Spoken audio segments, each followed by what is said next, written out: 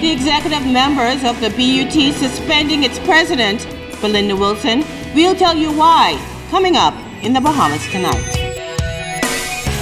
Plus, hear what the Cuban ambassador has to say about the new chapter in the U.S.-Cuba relations.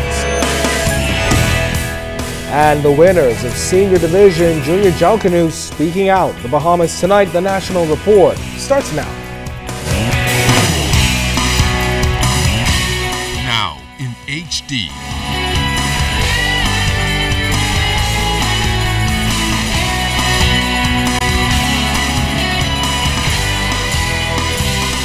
ZNS Network presents The Bahamas Tonight.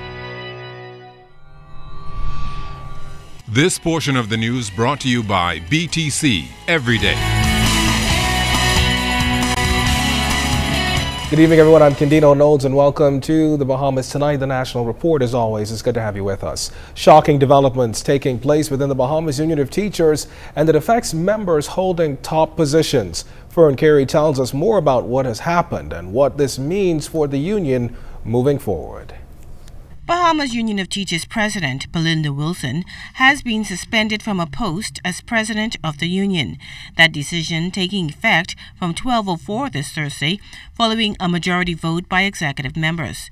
General Secretary John Musgrove noted that the decision was made following concerns and questions from members of the executive committee. He noted that Wilson was present when the vote was taken and admitted to a number of union violations. The executive members of the Bahamas Union of Teachers have suspended President Belinda Wilson for a total of 6 months for 2 violations.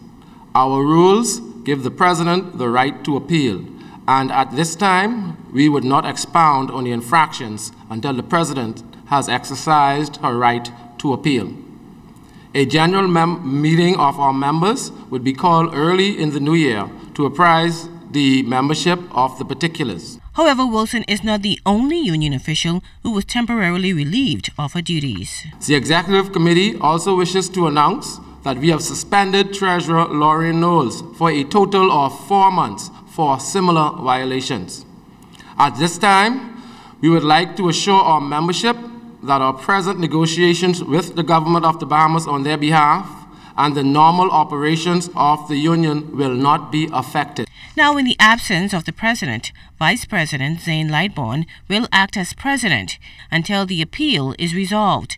Meantime, Musgrove noted that the executive committee has no plans to remove Wilson permanently at this time. We reached out to Belinda Wilson for a comment. However, she said she will address the matter on Friday. Fern Carey, ZNS Network News.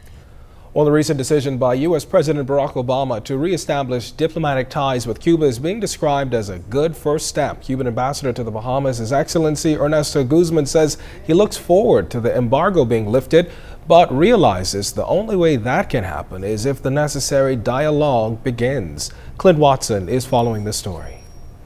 The only way that we have to resolve those differences and to move forward is to establish a bilateral dialogue. And for Cuban Ambassador His Excellency Ernesto Guzman, that's a good place to begin to address the outstanding issues that exist between the two nations.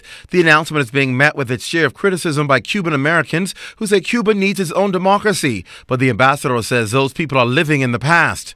I think that, when you talk about democracy, democracy means the majority of the people, and in Cuba, the majority of the people vote in favor of our government, and vote in favor of the policy and the system that we have in Cuba, And I always talk that when you talk about human rights, you can talk, for example, about the right to health. In Cuba, everybody has the right to go to the hospital, and they don't have to pay for anything, Everybody has the right to go to education, even to the university, without paying nothing. Ambassador Guzman believes reestablishing ties repositions the U.S. from what he says is a place of isolation. We have 188 countries all over around the world voting against the embargo. So at the end of the day, Cuba is not the isolated country, And I think that those people, they need to acknowledge that their time passed and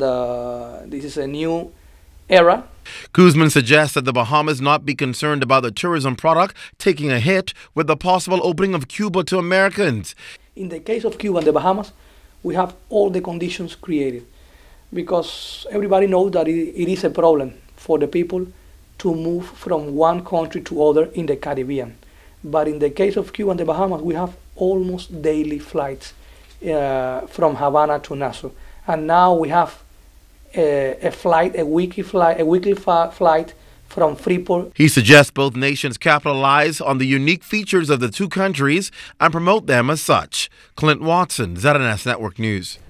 Foreign Affairs and Immigration Minister Fred Mitchell is saying he's confident that government's newly implemented immigration policy is working. The said policy seeks to ensure that all who live and work in the Bahamas are here legally. While in Cuba recently, Minister Mitchell says an issue that came up from his regional counterparts is the practicality of people carrying around their passports. Under the new regulations, what we will have is a card, which is the size of a credit card, which has all of that information. And that's what you will get. So from a practical point of view, that's what the holder of a permit will be. This segment of the news is brought to you by Shell Quality Fuels.